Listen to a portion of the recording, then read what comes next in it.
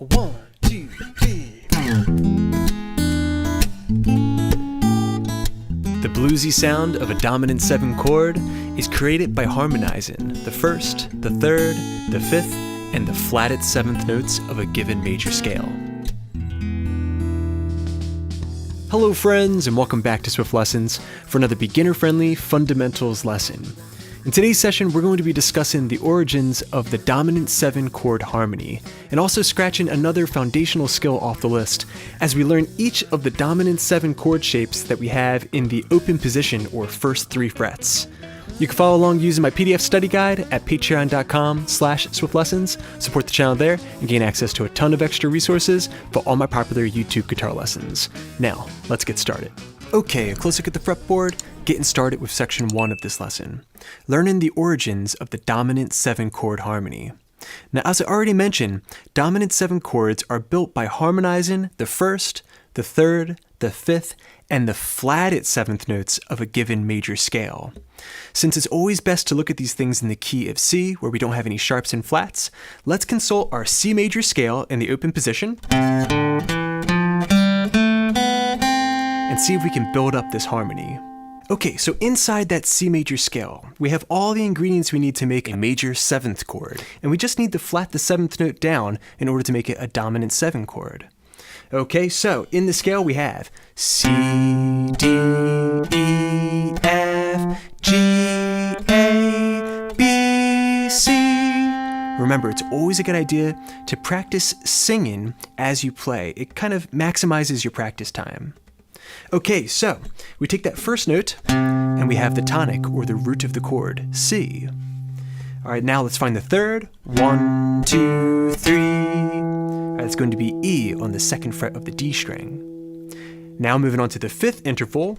1, 2, 3, 4, 5. The open G string. Now keep in mind, for the dominant 7 chord, that note is going to be replaced with the flat 7. Okay, now we need to find the flat 7 interval. To do this, let's just find the 7th and then flat that note down by 1 semitone. 1, 2, 3, 4, 5, 6, 7. All right, the open B string is the major 7. We just need to flat that by 1/2 step in order to find the dominant 7.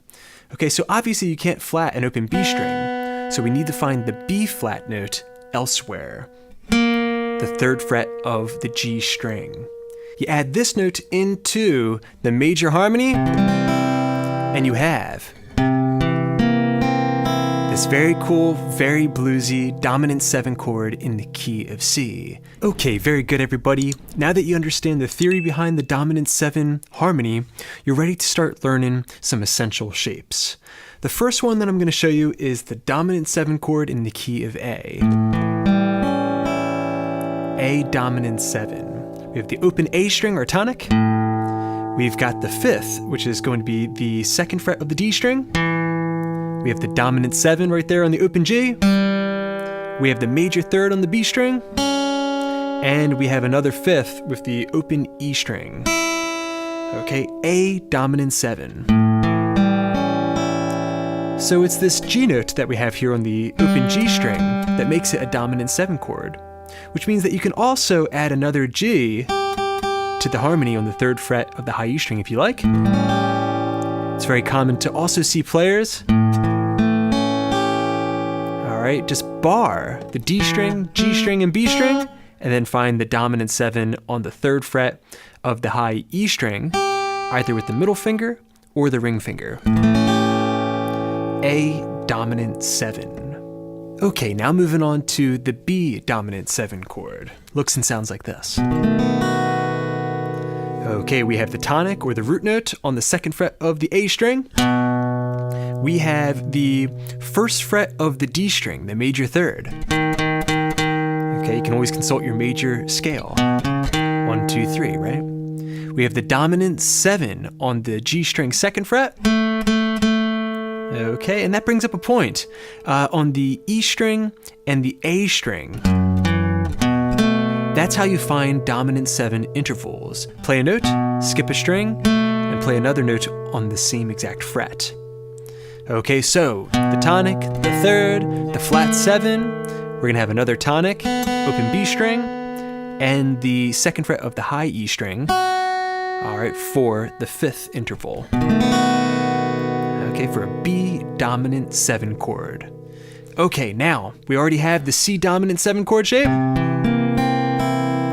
So we're ready to move on to our 4th shape of the day, the D dominant 7 chord. Okay, we have the tonic or the root on the open D string. We have the 5th, the 2nd fret of the G string. All right, we have the dominant 7 on the B string 1st fret. It's a C note. And we have the major 3rd on the high E string 2nd fret, an F sharp. Okay, a D7 chord shape. Okay, so far we have the A7 chord. We've got the B7 chord. We've got the C7 chord. We've got the D dominant 7 chord. All right, up next we have the E dominant 7 chord shape. Personal favorite of mine. Okay, so we have the tonic with the low E string open. We've got the 5th interval on the 2nd fret of the A string. It's a B note. We have another tonic on the D string 2nd fret.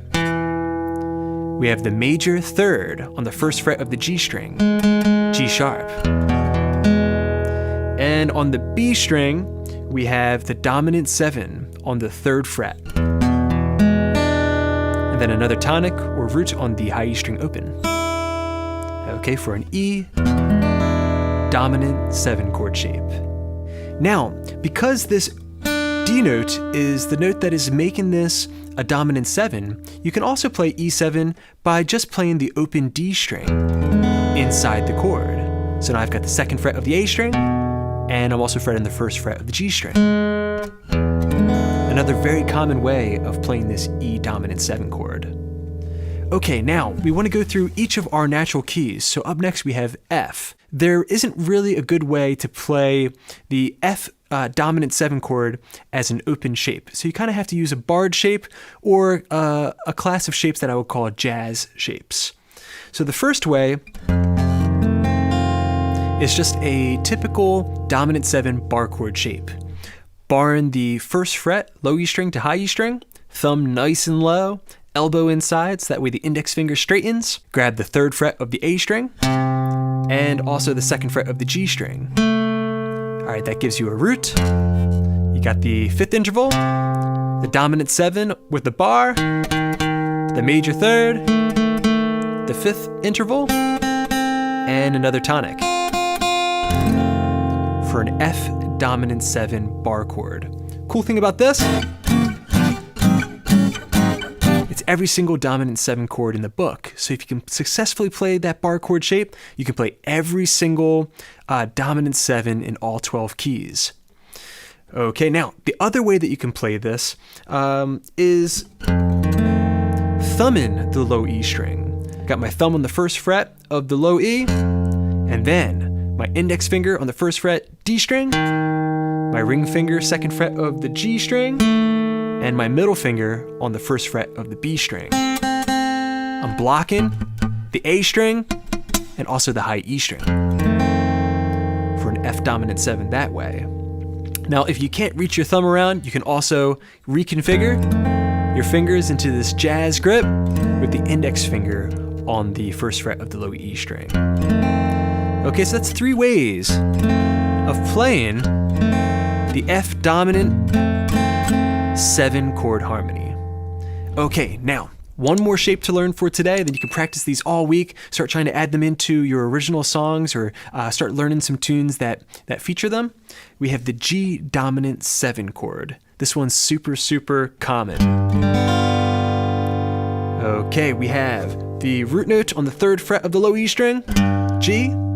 We've got the major 3rd on the 2nd fret of the A string. We have the 5th interval with the open D, another tonic with the open G. All right, we're gonna have another 3rd with the open B string, and then finally, that F note right there, 1st fret of the high E string, the flat 7 or dominant 7 for a G7 chord shape. Okay, great work today, everybody. There you have it. We have 7 dominant 7 chords to practice. We've got the A7 chord, the B7 chord, the C7 chord, which, by the way, if you're targeting just the A string to the B string, is also a movable shape. You can play every single dominant 7 chord shape with that grip. We've got the D7 chord. We've got 2 positions of the E7 chord shape. And we have the tricky bar chord for F dominant 7, where you can try thumbing it, or setting up a little jazzers position. And finally, we have the ultra common G dominant 7 chord shape. Great work, everybody. Alright friends, thanks so much for checking out this beginner-friendly guitar tutorial. I hope you enjoyed it. Let me know what you think in the comment section down below.